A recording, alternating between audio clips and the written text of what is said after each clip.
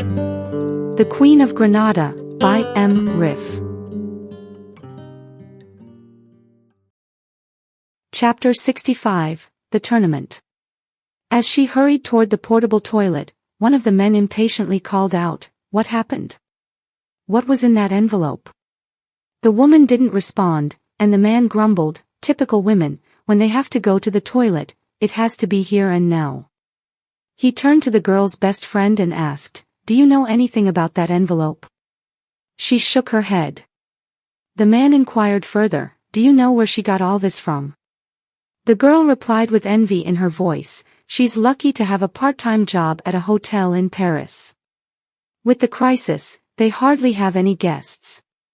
So, she sits at the reception desk and watches TV or flips through tabloids."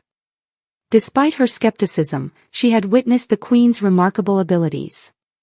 She gazed into the fire, rested her chin on her knees, and said after a pause, "A few days ago, I watched a small unofficial tournament in one of the tents.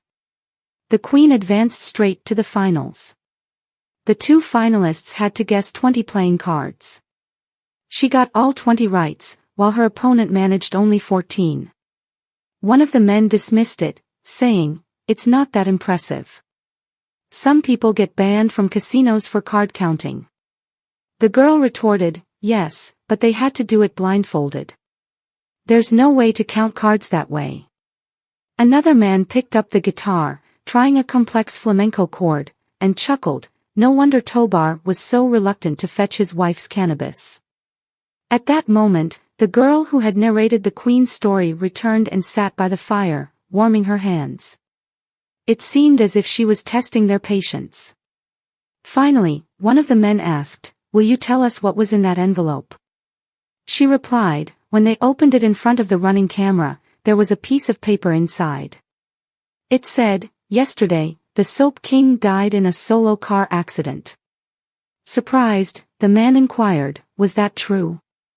The girl nodded and added, "British TV had already told it in the newscast."